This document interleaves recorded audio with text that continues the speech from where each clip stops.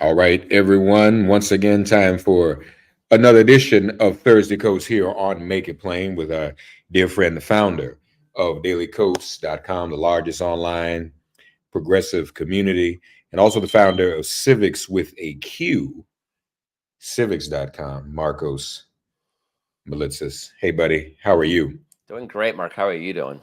I'm good. I'm good. So, another very interesting and exciting week. We're what Oof. barely 40 days out, right? Oh my God, Mark, it's coming.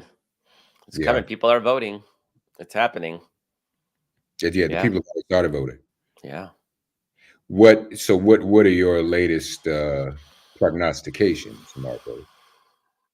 I mean, the latest numbers is that everything is locked steady. Everybody's so fixated on, um, oh, Kamala's got a new great TV ad. Oh, Donald Trump said something stupid. Oh, nothing's moving, Mark.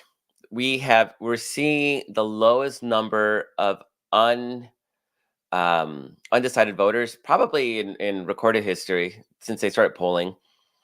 And those undecided voters, quite frankly, Mark, they're not people who are like they're trying to decide whether they're going to actually vote or not. I mean, they're anybody who's like looks at Harris and looks at Trump and it's like I don't know. It's not because they're trying to weigh the pros and cons of each party's platform. Um, they're just stupid, politically stupid. I mean, and they may not even care about voting. So they're trying to decide whether it's even worth their while to cast a ballot. So, and there's very, very few of them. So what that means is that the race is locked in as far as what people think.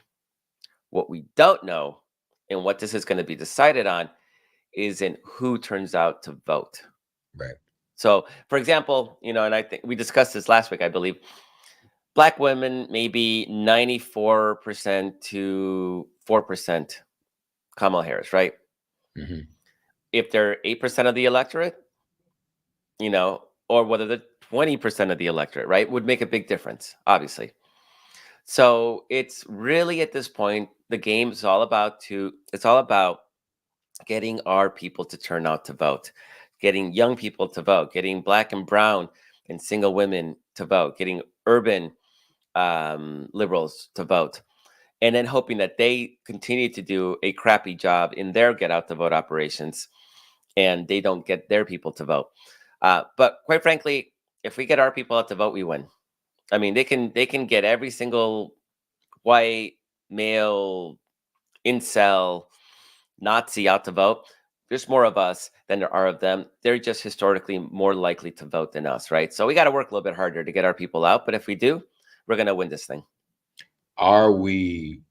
Is the campaign? Are we doing a good job at getting people out? Everything I'm seeing is that the left has a pretty robust and effective get out the vote operation. So we have by far, it's not even close, more field staffers, more campaign offices in the battleground states. Our organizations that are doing the get out the vote efforts are organizations that have been doing this for a long time, like organized labor and Planned Parenthood and NARAL and environmental organizations. They're all part of this effort to get out the vote. Republicans fired their people when Trump took over the RNC.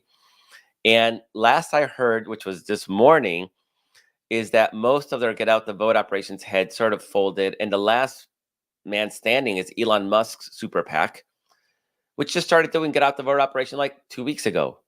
I mean, Mhm. that is their GOTV. And obviously, they have no experience in doing get out the vote operations, right? This is the brand new super PAC. So does that mean that Musk can't throw 40 billion at this thing and make something happen? Like, who knows? Like maybe he does. But the fact is that they don't have a real robust and present operation, particularly given the fact that voting has begun in a lot of states. And even in states where it hasn't begun, things like ballot requests have already begun, like in Pennsylvania. So we have, I think, objectively, we have a far better get out the vote operation. Does not guarantee that they'll get people out. That's on the individuals to be motivated to turn out and vote. But as far as I can tell, motivation, excitement about Kamala is still strong, and and we have that robust field. And so I like what I see. I'm cautiously optimistic.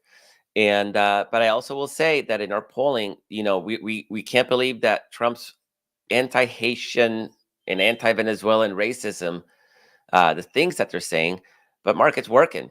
His numbers among white people are going up. They like that racism. So we cannot assume that people will be disgusted by his overt racism. Quite the opposite is happening. It's actually engaging and motivating them. They really love to be afraid of Black people, and now that they're eating your pets, they're extra. They're like, they love it. They're just so revved up about that. Yeah, yeah. The full disclosure though, and you've seen some of this press, and there's a lot of conversation about it. There are concerns that the campaign, however, the Harris campaign, while Trump is mobilizing whites, the Harris campaign is not doing enough to mobilize the Black electorate. Not a lot of money spent in targeted Black media. Not a lot of money has gone toward the some of the Black get out the vote, the African American get out the vote efforts. And full disclosure, those of us, who've been around and know a little bit of this history, obviously Jesse Jackson changed the Democratic Party. And for years, there were always efforts, investments made to get out the Black vote. And one of the things that Reverend Jackson taught us and made a staple, and people have gotten away from that because everybody just wants to do television now, was Reverend Jackson had this strategy, this rule of thumb, where every cycle we registered new African American voters, no matter what. We didn't take for granted that everybody was registered or that their registration was current or that they had not been purged. It was automatic. And then we would do math and look at precincts and see what the margin was for Democrats versus Republicans, and then register as many voters to meet that margin or overcome that margin. Now everybody's kind of like sports. Everybody does sabermetrics rather than do what's instinctive. That's the same in politics. It's television and whatever that means versus, hey, let's go register some voters. Let's be sure we have new voter registrations going into this. Let's inspire some people. So that is a concern. And folks, in the days to come, you'll probably be seeing a lot more news about that because some of my colleagues are prepared to make some big noise about that. Why do you have all of this money in the Harris Walz campaign, but you're not investing it? Now, her numbers right now, you mentioned 94% of Black women. Black men are a little bit off. Yeah. And overall together, her numbers are not as high as they ought to be. The entire African American electorate should be in the 90s, but I think women and men together were probably in the high 80s. Yeah. And you need that. You gotta have that solid vote. And last thing I'll say on that, and have you comment, and I was sharing with someone the other day, the other difference is that social media has been in the game for a minute and it is affecting people's minds and people see things. I had an argument with someone in the street the other day who was convinced because of social media that one, Kamala Harris has locked up all the Black men in history, and that her father is white, with the help of Janet Jackson. And, Janet and I probably should have been in a relationship and been married. I'm disappointed by this because that jeopardizes any relationship we might have in the future by her saying this. But as I said to you before we started, folks, there are pictures of the Loch Ness Monster. The people even have pictures of aliens who've landed on this planet. But if you Google Kamala Harris's father, there is no white picture that shows up anywhere. So I don't get it. Imagine this. It's not even a deep fake in this day and age. You can fake it. You can turn her actual father white. They haven't even pretended. But Markos, think about this. Let's say Barack Obama appeared today, who actually had a white mother. See, when he first ran, social media and had the power that it has now. If Barack Obama came on the scene today, he'd be finished because he actually has a white mother. And if someone wanted to weaponize that, and say, oh, we don't want to support Barack Obama because he has a white mother. Guess what? He actually has one. You wouldn't have to fake it. There's a picture of her. There are pictures of him with her in the picture. So that's scary, man. That something that's not real can have this impact. But Mark, help me out here. What does Donald Trump have a white father? What exactly is it supposed to do? It's we're not going to vote for the black woman because she has a white father, so they'll vote for the white man with two white parents. Is that the logic?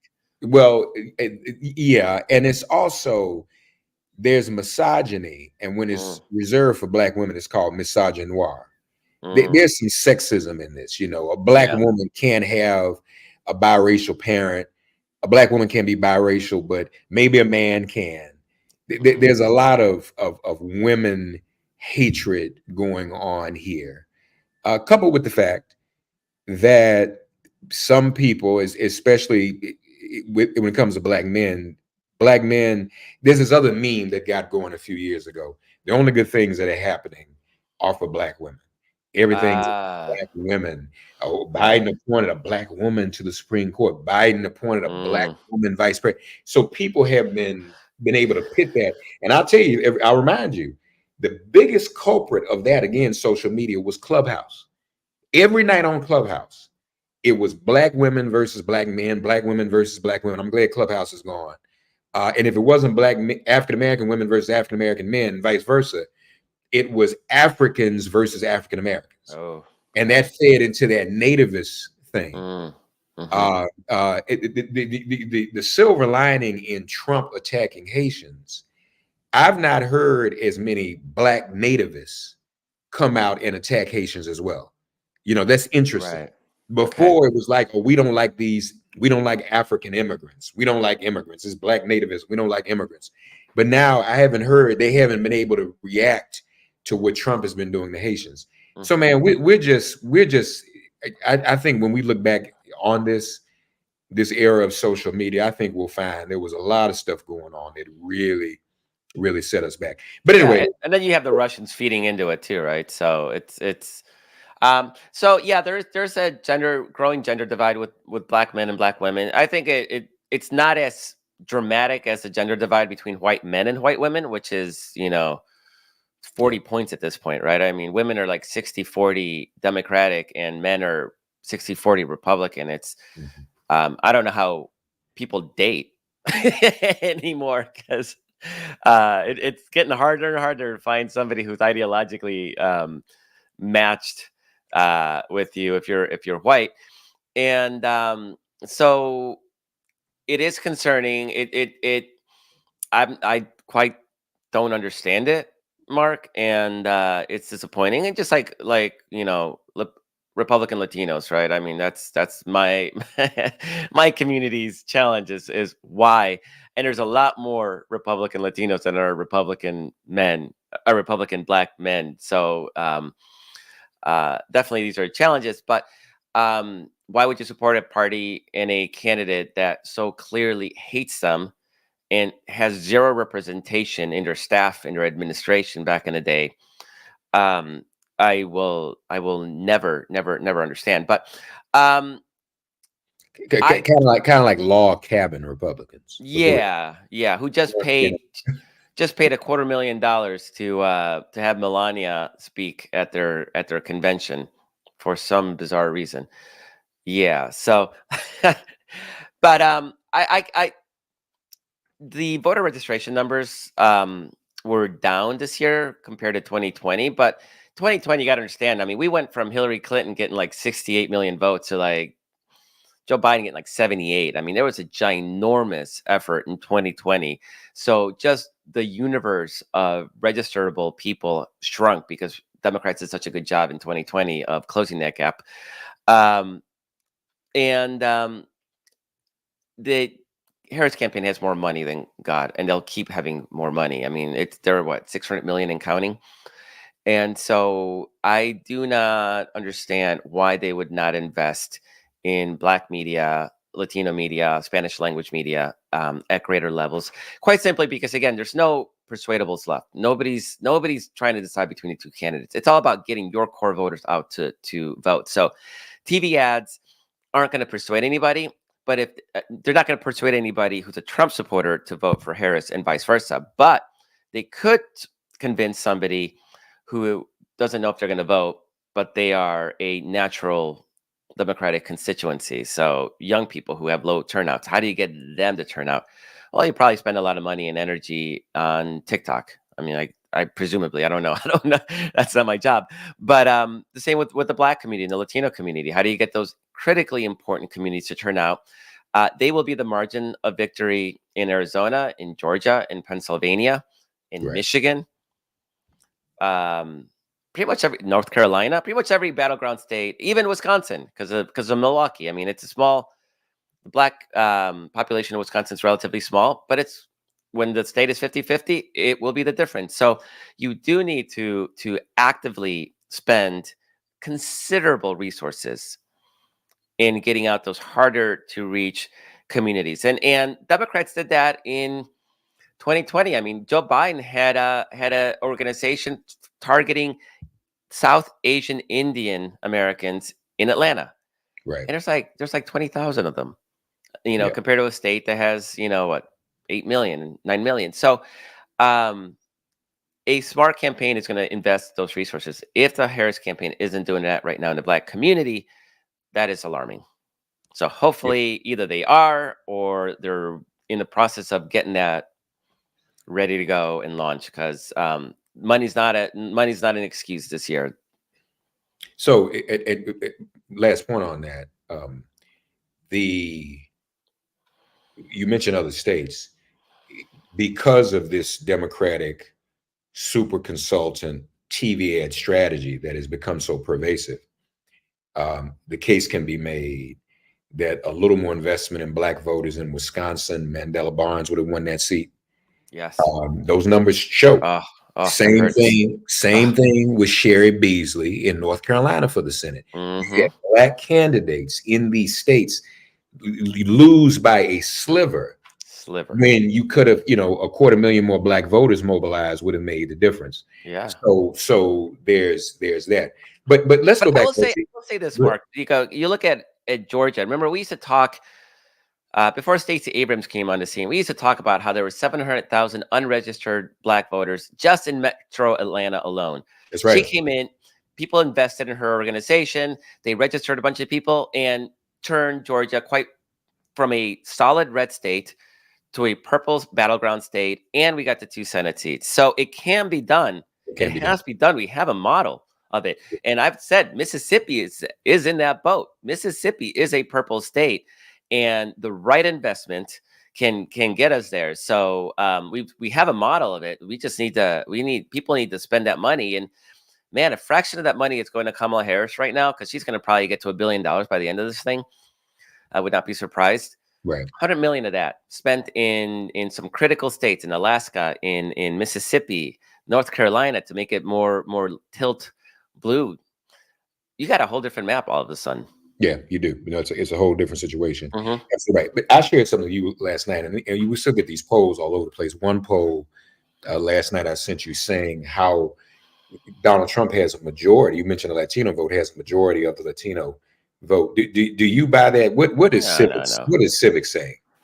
I mean, civics is I think is in line with the exit polling, which is about 60, 40, 62, 63, 37, 38. That's probably where it's going to all end up.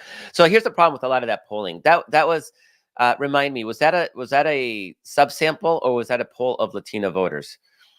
Let me check. I think it may have been subsample. Yeah, all right. So subsample. So keep in mind, all right, margin of error. So you have a typical poll will have 500, 600 respondents. That's a margin of error about 4%, which is fine for the big picture. Once you start digging into those subsamples, though, I mean, if you have 60, 600 respondents, how many Black voters are you going to have there, right, to be in line with the American population? Like 60. You can't get a representative sample with 60. How many Latinos? 75? Yeah. You can't get a representative sample. So people end up digging into the subsamples, and they'll go like, oh, well, it has women at 50-50, so this can't be real.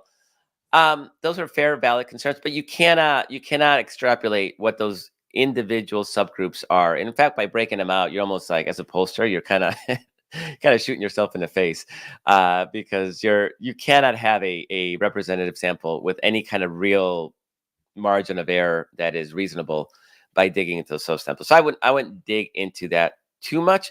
The poll could be wrong. I mean, it's just the overall poll could be wrong. The subsamples are almost assuredly wrong. So there's only so much you can extrapolate into that. So polling experts will tell you don't look at the subsamples. It's an easy way to discredit a poll. Not sure if it actually does. And honestly, I've dug into it, and I don't know if it can discredit a poll that way or not. But it's tough. I mean, here's the reality of polling is getting Black people to respond is hard. Getting Latinos to respond is hard, particularly since there's a significant number that are Spanish only.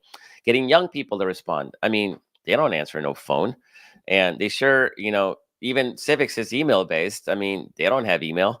So these are all challenges that you have to really work through to get a representative sample. And so that's why a lot of the low quality polls don't even bother. And um, a lot of those low quality polls are actually Republican pollsters that are designed, literally designed to flood the zone with bullshit polls to influence the polling averages so people can freak out about, oh, we're losing, because they understand the power of narrative and the power of storytelling. And if and liberals are very, very much susceptible to it, right? So we see the difference with Donald Trump right now. It's pretty consistently down 2 to 3 points nationally and in most of the battleground states. And Republicans act like they're winning. Joe Biden was down 2 points, and you would think the election was over and Donald Trump got elected back in May, Right, right, right. right? And so they understand that it's demotivating to progressives to show Donald Trump ahead. And so they'll literally produce bullshit polls because it's expensive to poll. You don't have high quality pollsters anymore. Civics is not releasing polling because we got paying clients for the polling. So we're not releasing our numbers into the public domain. So who is investing in BS polls to influence the narrative? It's the same people that are investing billions of dollars into Fox News and Newsmax and ONN and million different AM radio talk show hosts and million websites and Daily Caller. Like, they never stop spending money on media to try to influence that narrative. And they're very, very good at it. And for them, this polling stuff, that's a cheap way to influence the narrative, right? Because then Nate Silver goes around saying, oh, Donald Trump's got a 65% chance of winning. Donald Trump never had a 65% chance of winning. And just an advice, anybody listening or watching, don't listen to Nate Silver. Nate Silver is full of freaking shit at this point. He had Donald Trump with a 65% chance of winning 2 weeks ago. Then last week, it was Kamala Harris with a 52% chance of winning. And this week, he has Kamala Harris with a 55% chance of winning. And nothing has changed in the race. I promise you, nothing has changed. And yet, so if you have a model that thinks that the race in 2 weeks has gone from 65% Trump to 55% Harris, which is what? 65, that's 20. A 30-point shift in the race in 2 weeks is broken. And it just means, don't get excited because next week he'll have Trump up by 40, by 90% or something. The reality is that the race is within the margin of turnout, and nothing will change that. The side that outworks the other side is going to win this thing. And I've said that if we work extra hard, there may be a blowout. But that's what we need. But if we don't, they may win. That's where we're at, right? The margin between Trump winning and a Harris blowout is actually not that much. It's shifting the national numbers about 2 points.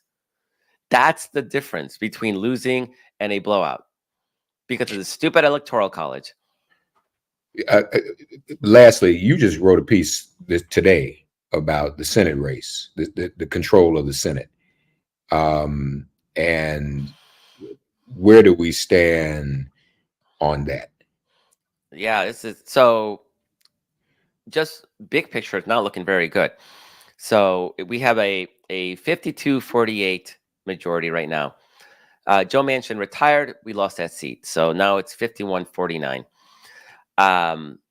We can only lose. No, it was 51. It's a 51-49 Senate, right? So we can only lose one seat and win the White House to hold the Senate, right? So Joe Manchin, gone. John Tester, there's no good polling on the race, but it's going to be a 20, 25 point Trump victory. For John Tester to pull it off would be legendary. And what little polling we have seen, shows what you would expect. He's down about 5-6 points, while Trump is up by about 20. So he's overperforming the partisan lean of his state, but closing that gap is difficult. So it does not look good for him. Not saying he's going to lose, but it does not look good for him. So where does that leave us? We only have 2 traditional pickup opportunities, and they're in Texas and Florida. And oh boy, nobody wants to depend in Texas and Florida. And both those seats seem competitive. But all the polling I've seen is that we're down 2-3 points. Again, here's where shifting the national, electorate 2 to 3 points just in turnout could mean the difference between us winning and losing those seats. But again, I wouldn't bet my firstborn on us winning either of those seats. Going to work hard to make it happen, but if we do, it'll be an upset. So what does that leave us? And so in the traditional map, that would be it. Like, okay, we may actually be on track to lose the Senate, but a funny thing has happened.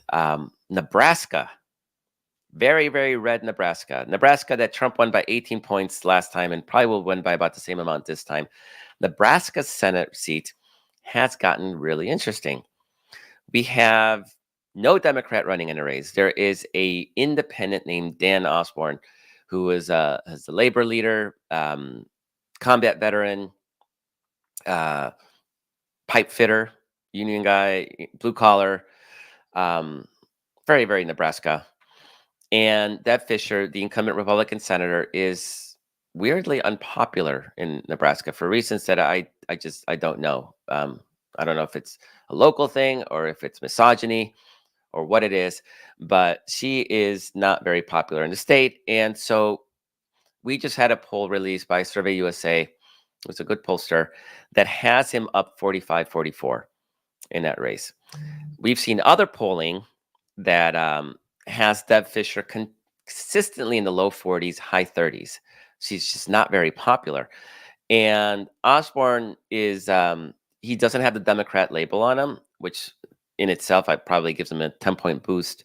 And so we have what is a competitive race. Now, Nebraska, again, is a tough race. It's a tough state for Democrats. All the Republican ads are Democrat Dan, Nebraska's Bernie Sanders Dan. Like they're making every effort to tie the Democratic brand to him. But weirdly, it's not sticking. I mean, because they've been doing this for months. And Osborne is still overperforming where he should be had he been running as a Democrat. And he'll caucus with the Democrats. It's not, I mean, his platform is the Democratic platform, except he's pro-gun and he wants to shut the border, but he wants to give amnesty to undocumented workers in the country. So fine, great. So it's actually a fascinating. It would be absolutely, in a election cycle as crazy as this one, where we've had so many incredible twists and turns, it would be something if Nebraska saved the Democratic majority in the Senate. And there's a real chance. So I'm going to say, anybody you're looking for a race to contribute to, it isn't Kamala Harris anymore. She's got more money than she'll have more money in the bank at the end of the race. She cannot spend what she has right now. Dan Osborne, independent Senate candidate in Nebraska. Nebraska is a cheap state. He's just trying to get to 2 million, right? Kamala Harris blinks and raises 2 million. He's just trying to get to 2 million. Democrats, the Democratic Party's not spending in that race because he's not a Democrat. And the second they did, then the Republicans would be like, "See, told ya, he's a Democrat." We're not endorsing Daily Kos. I'm writing about him. We're raising money, but we're not endorsing him because we only endorse Democrats, and we don't want the Republicans saying he's a Democrat. They're doing it anyway, but nobody's buying it. But if the Democrats came in, then it would be too obvious, right? So he's got to raise all the money on his own. He doesn't have party support. but he doesn't need that much money because it's Nebraska and it's cheap and it's and then the other factor that's kind of interesting about Nebraska is that Omaha is that one electoral vote that Democrats are likely to win this year. It's a very important electoral vote because that means that Democrats could lose North Carolina, Georgia, Arizona, but as long as they win Wisconsin, Pennsylvania, and Michigan, plus that one electoral vote, they get to 270. So Republicans try to change the law at the last minute to make Nebraska winner take all. Nebraska and Maine are the only two states that have this system. That effort failed. So that means that electoral vote is in play, which means that Kamala Harris's campaign has a robust field operation in Omaha, Nebraska, that will turn out Omaha Democrats to the polls. And that will help Dan Osborne as well, because he doesn't have to build a full get out the vote operation. He can focus on the rural areas of the state to minimize the margins in that parts of the state, while Harris' campaign brings out the vote in Omaha and in that full congressional district. So there's a lot of little funky little dynamics that play that make that a really compelling race. So Dan Osborne in Nebraska. If you're looking for a place to donate a little bit of money, I think that's a really, really smart play. Your dollar cannot go further anywhere else for control of the Senate than the Nebraska Senate race. That's good to know. Check it out, folks. Folks, always check out MarkosDailyKos.com, civics with a Q.com. Very interesting, folks. We are marching along, hoping for the best. And as we always say, get involved. Markos has given us some great advice. Get involved in Nebraska if you like. You can be involved without living in the state. You can phone bank from where you are. Mm-hmm. So please, man, please, sir, get involved. And no matter where you live, there's a short drive to a competitive seat, no matter where you live. That's right. Yeah. That's right. That's right. Thank you, Markos. Thank you so much. Have a great one. Talk to you next week.